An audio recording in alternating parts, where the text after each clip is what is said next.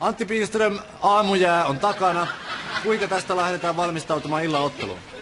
No, aluksi mä otan kyllä ihan lämpimän suihkun ja sit mä otan sen tuhottavan shampoon, sen perään lihashuolto, sit viileä hoitoaine siihen päälle ja sit vasta pasta. Ja pastan jälkeen hoidetaan tuon juurikasvu kuntoon. Mitä Jukka Jalonen painotti valmistautuessa illan koitokseen? No Jalonen on sanonut, että tullaan hallille ja ollaan valmiina, että kaikille on tiedossa fööniaikaa, että toisille sitä enemmän ja toisille sitten vähän vähemmän. Oletko itse tyytyväinen omaan fööniaikaasi?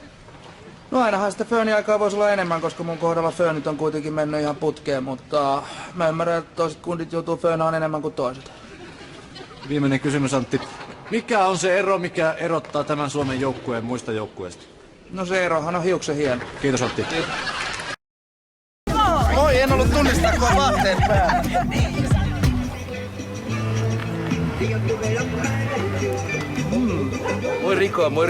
Moi Riko. Hirvittävän makusta, mutta täytyy esittää, että on todella hyvä. Halo?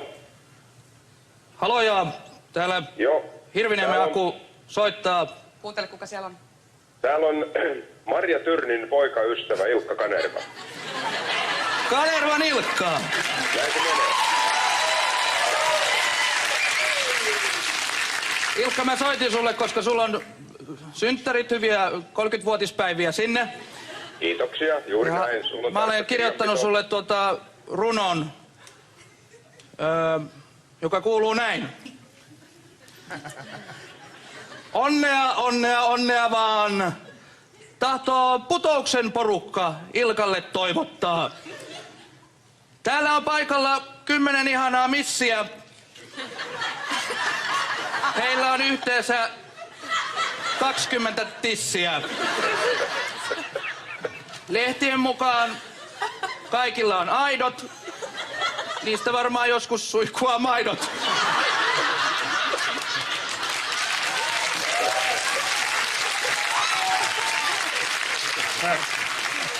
Niistä ei loppunut. Mä olisin vielä...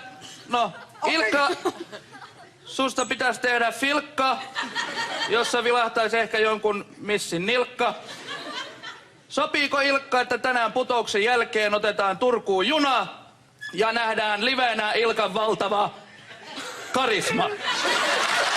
Timo Harjakainen, me olemme laittaneet sinut valheen paljastuskoneeseen. Tarkoituksenamme selvittää, mitä piilee kypärän alla.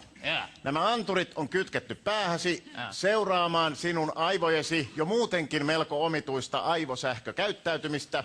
Mutta kuitenkin, jos valehtelet, siellä tulee pieni häiriö ja tuohon laitteeseen syttyy punainen valo. Ikä? 35. 37. 58. Täytän ensi vuonna. Oletko tossun alla? Mielelläni. Kyllä vaan, aina kun on mahdollisuus. Kenestä on kyse? Harjakainen, tossun alla. Ai. Atrikulla olisi selvemmin pölkkypää.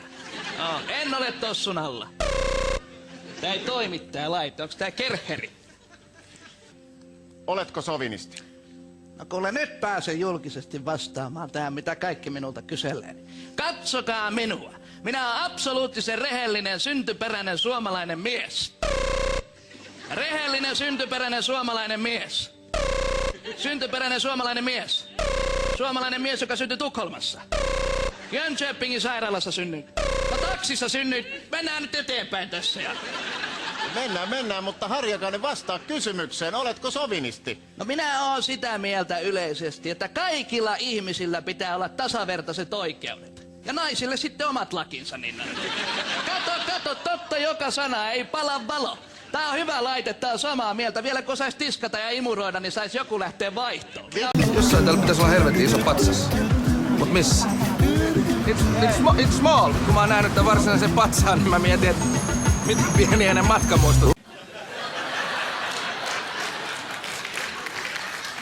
Sua pyydettiin matolle tulemaan eikä maton reunalle seisomaan, että ihan siihen reippaasti ja katsot eteenpäin. Miksi sun piti mennä tekemään semmonen inhottava temppu? Miksi sä oot mennyt tekemään sen?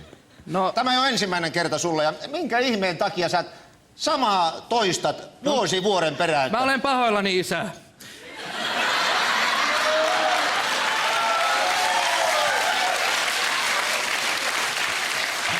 Se ei tule toistumaan, mutta Voisit viedä minun auto, mutta kun sä viet muiden autoja. sä ajat Ja semmosella... väität, että ne on sun autoja ja myyt niitä eteenpäin, niin eihän siinä ole mitään järkeä. Sä ajat semmosella vanhalla.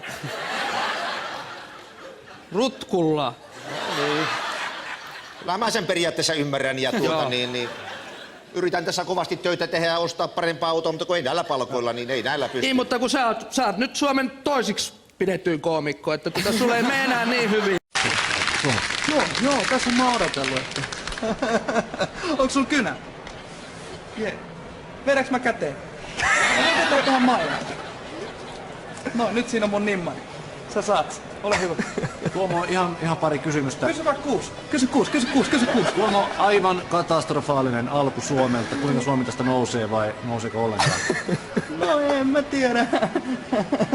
Välillä se menee näin, että sanotaan nyt, että jos jotain positiivisia puolia haluu hakea, niin mä oon nähnyt ainakin kaikki tsekkien maalit ihan huippumestoilta. Harva pääsee näkemään. Slovakkia on hieno maa. Hei, sä et saanut vielä mitään. Toi sai ton mailla. Haluat sä tän mun hanska? Onks sun kameramies haluat sä tän? Ota toi ja... Noin. Haluat tietysti kuulla jotain Jarkosta? Ei tässä yhteydessä varmaan se enemmän. Jarkolla menee ihan mukavasti. Et se sai justiinsa uuden pesukoneen, kun sillä meni vanha ajalle. Joo. Aha, okei. Haluatte sitten kuulla Jarkosta? Mä voin kertoa teille. Hei. Kadutko mitään? En kadu. No nyt se välähti. Niin, pitää olla rehellinen. No, ollaan nyt sitten ihan rehellisiä. Yhtä asiaa kadun. Minulle sattui tässä vähän aikaa sitten vähän nolo juttu, kun minä sain hepulikohtauksen rippijuhlissa. Ja mietin nyt itsekin, kun siinä on nuoren ensimmäinen kerta ehtoollisella ja hän on siinä polvistuneena pastorin eteen valmiina ottamaan suuhunsa höylättiä, niin onhan se nolo hetki, jos siinä pappia hekotuttaa. Sitähän sä kysyit. Sitä mä kysyn, mutta mitä tapahtui sinun ja Leena Hefnerin välillä Kalastajatorpalla? Et kerro! Leena hiljaa. Et kerro! Leena, jos niikseen. Niin. No niin. Me nautimme... Vie Leena pois, Mitä tapahtui? Me nautimme Se maittavan... kuuluu Jaakko sinulle! Leena, mene pois. Me nautimme maittavan aterian Viedään pois. siinä Leenan kanssa. Ja mitään muuta ei tapahtunut. No, siellä huoneessa minä voi Jaakobien muista, minä olin niin väsynyt, minä taisin nukahtaa saman tien. Mitä tapahtui? No täytyy jo olla nyt sitten ihan rehellinen. Minä hieman viiniä nautittuani sorruin tumputtamaan possu, tupakoimaan kessua. Yes! Sitähän sä kysyit. Varmasti annetaan sinulle anteeksi. Niin, no varmasti. Minulla on hyvät suhteet yläkertaan. Oli ainakin minuutti sitten. No niin.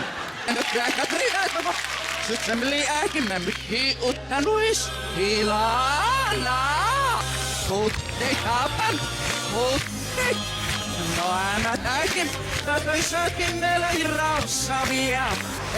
Tätöissäkin neljä rausavia.